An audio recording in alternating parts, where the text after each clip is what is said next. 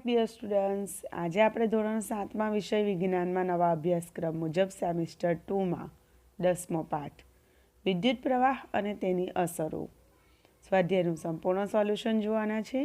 તે પહેલાં ફ્રેન્ડ્સ, જો તમે આપણી ચેનલ પર નવા હોય, હજુ સુધી આપણી ચેનલ તમે સબસ્ક્રાઈબ ના કરી હોય તો લાલ રંગનું સબસ્ક્રાઈબનું બટન જરૂરથી દબાવજો। વિડીયોને તમારા ફ્રેન્ડ્સ સાથે શેર કરવાનું બિલકુલ ના ભૂલતા। ચાલો આપણે સોલ્યુશન જોઈ લઈએ। પ્રશ્ન 1, વિદ્યુત પરિપથના વિદ્યુત ઘટકોને રજૂ કરતી સંજ્ઞાઓ તમારી નોટબુકમાં દોરો। જોડાણ તાર, ઓફ સ્થિતિમાં કળ, વિદ્યુત બલ્બ, વિદ્યુત કોષ, ઓન સ્થિતિમાં કળ અને બેટરી। જવાબ: જોડાણ તાર। મિત્રો, તમારે પેન્સિલથી આકૃતિ દોરવાની છે અને આવી આકૃતિઓ ઘણીવાર પરીક્ષામાં પૂછાતી પણ હોય છે। ઓફ સ્થિતિમાં કળ, જુઓ, ઓફ સ્થિતિમાં કળ જોવા જેવું છે, ખુલ્લી કળ છે, બરાબર। પછી છે વિદ્યુત બલ્બ, એનું સંજ્ઞા દર્શાવેલી છે આકૃતિમાં। વિદ્યુત કોષ, પ્લસ અને માઇનસ બેટરી જેવી રચના છે। ઓન સ્થિતિમાં કળ, જુઓ, ઓન સ્થિતિમાં શું છે? બંધ થાય છે કળ। અને ઓફ સ્થિતિમાં કેવી થતી હતી? ખુલ્લી। ઉપર જ આકૃતિ છે બીજા નંબરની, જોઈ લો તમે ધ્યાનથી। પછી બેટરી, તો બેટરીમાં માઇનસ પ્લસ એ રીતે દર્શાવેલું છે, બરાબર, જે વિદ્યુત કોષને થોડું મળતું આવે છે। આ બધી સંજ્ઞાઓ તમે ધ્યાનપૂર્વક જોજો, પેન્સિલથી દોરજો ફ્રેન્ડ્સ, અને એને તૈયાર કરી લેજો। ચાલો આપણે આગળનો પ્રશ્ન જોઈ લઈએ। પ્રશ્ન 2, આકૃતિમાં દર્શાવેલ વિદ્યુત પરિપથને દર્શાવતી વિદ્યુત રેખાકૃતિ દોરો। સૌપ્રથમ તો મિત્રો તમે ધ્યાનથી આકૃતિ જુઓ। એમાં કઈ કઈ વસ્તુ આપણને આપેલી છે? બલ્બ આપેલો છે, કળ આપેલી છે, પછી બેટરી એટલે સેલ આપેલો છે આપણને, બરાબર। હવે આપણે એની રેખાકૃતિ તૈયાર કરવાની છે। અત્યારે આગળ પહેલા પ્રશ્નમાં આપણે સંજ્ઞાઓ જોઈ હતી ને, એ અહીં આપણને ખૂબ જ હેલ્પફુલ થશે। ચાલો જવાબ જોઈ લઈએ। આપેલ વિદ્યુત પરિપથની વિદ્યુત રેખાકૃતિ નીચે મુજબ છે। પેન્સિલથી દોરવાની છે। એમાં બલ્બ, બેટરી અને કળ દર્શાવેલી છે। કળ કેવી સ્થિતિમાં છે તે ધ્યાનથી જુઓ। ઉપરની આકૃતિમાં કળ ખુલ્લી સ્થિતિમાં છે, એટલે રેખાકૃતિમાં પણ આપણે કળ ખુલ્લી સ્થિતિમાં રાખેલ છે। પ્રશ્ન 3, આકૃતિમાં 4 વિદ્યુત કોષોને લાકડાના બોર્ડ પર ગોઠવેલા છે, તો 4 વિદ્યુત કોષ ધરાવતી બેટરી બનાવવા માટે તમે તાર વડે તેના ધ્રુવોને કેવી રીતે જોડશો એ દર્શાવતી રેખાકૃતિ દોરો। સૌથી પહેલાં 4 સેલને તમે ધ્યાનપૂર્વક જુઓ। વિદ્યુત કોષ આપણને આપેલા છે અને હવે આપણે એનું જોડાણ કરવાનું છે, તો એની આકૃતિ નીચે આપેલી છે। તમે ધ્યાનપૂર્વક જોશો તો તમને ખબર પડશે કે પ્લસ ધ્રુવ ને માઇનસ ધ્રુવ સાથે એ રીતે રચના કરેલી છે, જોડાણ કરેલું છે। તમારે પેન્સિલથી મિત્રો સરસ રીતે આકૃતિ દોરીને તૈયાર કરવાની છે। પ્રશ્ન 4, આકૃતિમાં દર્શાવેલા વિદ્યુત પરિપથમાં બલ્બ પ્રકાશિત થતો નથી, તમે આ સમસ્યાને ઓળખી શકો ખરા? બલ્બ પ્રકાશ આપે તે માટે વિદ્યુત પરિપથમાં જરૂરી ફેરફાર કરો। મિત્રો, સૌથી પહેલાં વિદ્યુત પરિપથ ધ્યાનથી જુઓ। એમાં બલ્બ ઓફ સ્થિતિમાં છે, કળ બંધ સ્થિતિમાં છે અને ત્યાં 2 વિદ્યુત કોષ જોડેલા છે। હવે આપણે આમાં કયો ફેરફાર કરીશું કે જેથી બલ્બ ઓન સ્થિતિમાં એટલે કે ચાલુ સ્થિતિમાં આવે? તો ચાલો આપણે જવાબ સમજી લઈએ। જવાબ: 2 વિદ્યુત કોષને જોડવામાં સમસ્યા છે। જુઓ, ધન અને ધન છેડા સાથે જોડેલા છે, એવું ના હોવું જોઈએ, બરાબર, એટલે એક સમસ્યા છે। બંને ધન ધ્રુવો સાથે જોડેલા છે, તેમાં ધન ધ્રુવને ઋણ ધ્રુવ સાથે જોડવાથી સમસ્યાનું સમાધાન થઈ શકે એમ છે। બલ્બ પ્રકાશ તો થશે। જો આપણે ધન ધ્રુવને ઋણ ધ્રુવ સાથે જોડી દઈશું તો બલ્બ પ્રકાશિત થઈ જશે, કારણ કે વિદ્યુત પ્રવાહ પસાર થઈ શકશે, બરાબર। તો વિદ્યુત પરિપથ નીચે મુજબ જોડવો પડે। જો મિત્રો, ખૂબ જ ધ્યાનથી જોજો, એકદમ બારીક ફેરફાર કરેલો છે। પ્લસ અને માઇનસમાં, બરાબર, બે વિદ્યુત કોષ દર્શાવેલા છે, એમાં પ્લસ છેડાને માઇનસ છેડા સાથે જોડ્યો, જેથી વિદ્યુત પ્રવાહ પસાર થાય છે અને બલ્બ પ્રકાશિત થાય છે. પ્રશ્ન 5. વિદ્યુત પ્રવાહની બે જુદી જુદી અસરના નામ આપો. જવાબ: વિદ્યુત પ્રવાહની બે અસરો નીચે મુજબ છે. 1. વિદ્યુત પ્રવાહની ઉષ્મીય અસર અને 2. વિદ્યુત પ્રવાહની ચુંબકીય અસર. પ્રશ્ન 6. જ્યારે તારમાં વિદ્યુત પ્રવાહ ચાલુ કરવામાં આવે છે ત્યારે તેની નજીકમાં રહેલી હોકાયંત્રની સોય તેની ઉત્તર દક્ષિણ દિશામાંથી આવર્તન પામે છે. સમજાવો. ખૂબ જ અગત્યનો પ્રશ્ન છે, ધ્યાનપૂર્વક સમજવા પ્રયત્ન કરજો. જવાબ: હોકાયંત્રની સોય એક નાનું ચુંબક છે. આપણે બધા જાણીએ છીએ મિત્રો કે હોકાયંત્રમાં સોયાકાર ચુંબક રહેલું હોય છે, ઉત્તર દક્ષિણ દિશામાં સ્થિર થાય છે. જ્યારે હોકાયંત્રની નજીક રહેલા તારમાં વિદ્યુત પ્રવાહ પસાર થાય છે ત્યારે તાર પણ ચુંબક તરીકે વર્તે છે. આથી તારની આસપાસ ચુંબકીય અસર પેદા થાય છે. જેમ હોકાયંત્રની સોયની નજીક કોઈ ચુંબક લાવીએ ત્યારે સોય તેની ઉત્તર દક્ષિણની દિશામાંથી આવર્તન પામે છે, તેમ અહીં પણ હોકાયંત્રની સોયને તારનું ચુંબકત્વ અસર કરે છે. આથી હોકાયંત્રની સોય તેની ઉત્તર દક્ષિણ દિશામાંથી આવર્તન પામે છે. પ્રશ્ન 7. આકૃતિમાં દર્શાવેલા વિદ્યુત પરિપથમાં જ્યારે કળ વડે પરિપથ પૂર્ણ કરવામાં આવે ત્યારે શું હોકાયંત્રની સોય આવર્તન દર્શાવશે? જુઓ મિત્રો, આકૃતિ એકદમ ધ્યાનપૂર્વક જુઓ. હા, હવે આપણે જવાબ જોઈ લઈએ.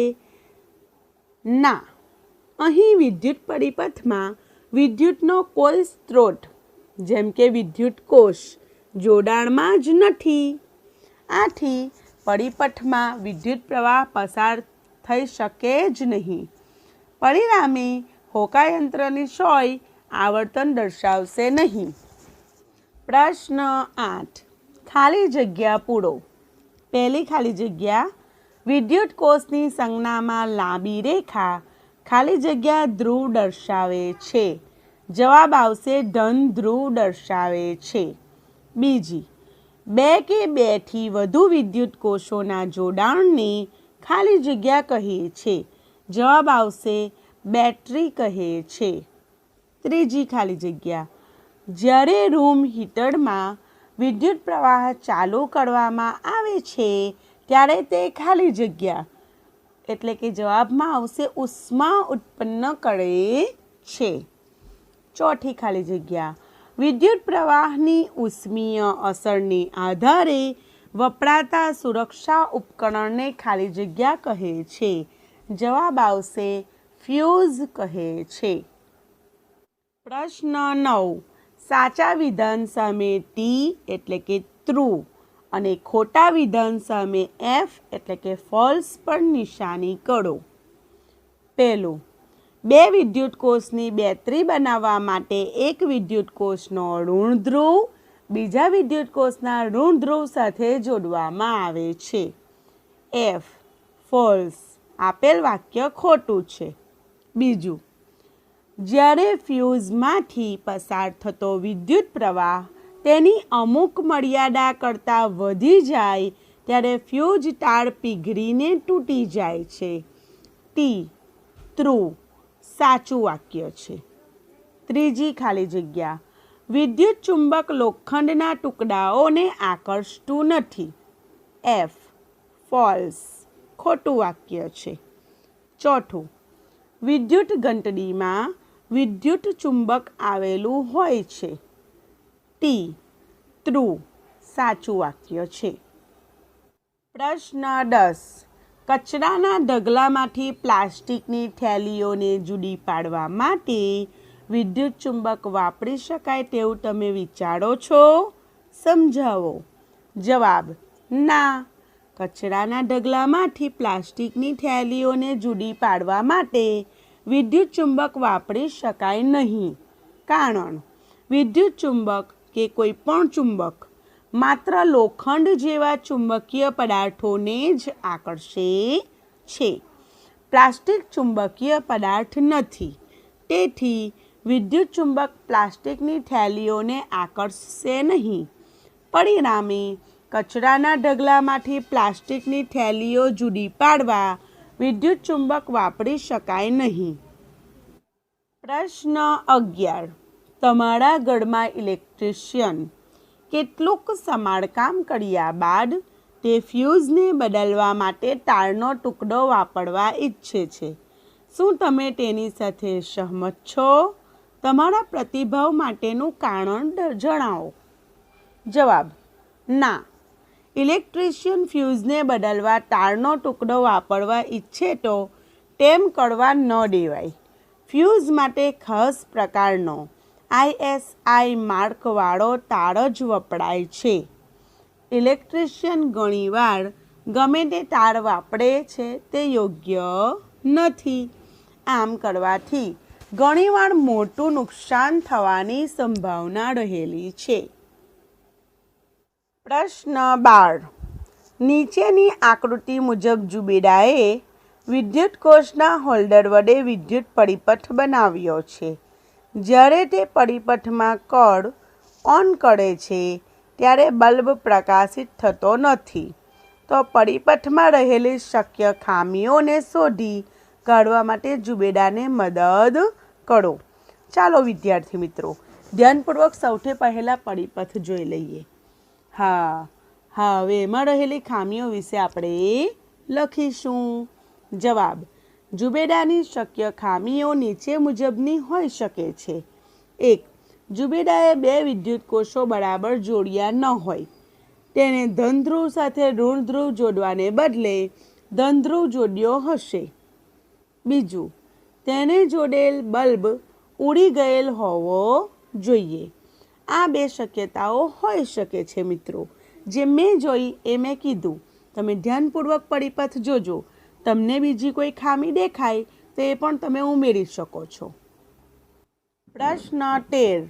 નીચેની આકૃતિમાં દર્શાવેલ વિદ્યુત પરિપથમાં જુઓ આકૃતિ ધ્યાનપૂર્વક. A, B, C અને 3 બલ્બ દર્શાવેલા છે. બેટરી અને સાથે વિદ્યુત કળ દર્શાવેલી છે. 1. જ્યારે કળ ઓફ સ્થિતિમાં હોય ત્યારે કોઈ બલ્બ પ્રકાશિત થશે? એવો આપણને પ્રશ્ન કરેલ છે.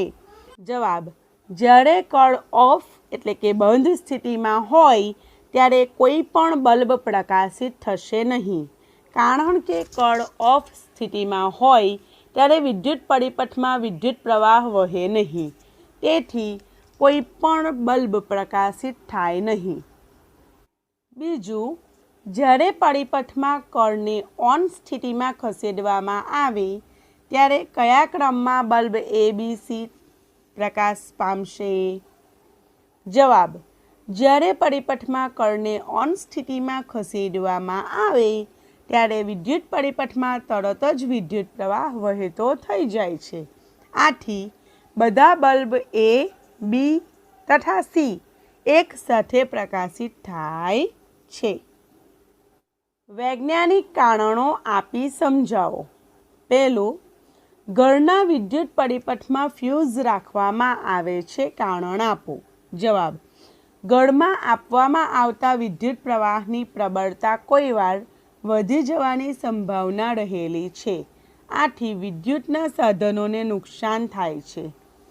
વિદ્યુત પરિપથમાં ફ્યુઝ રાખવાથી વિદ્યુત પ્રવાહની પ્રબળતા વધારે હોય ત્યારે ફ્યુઝનો તાર પીગળી જાય છે.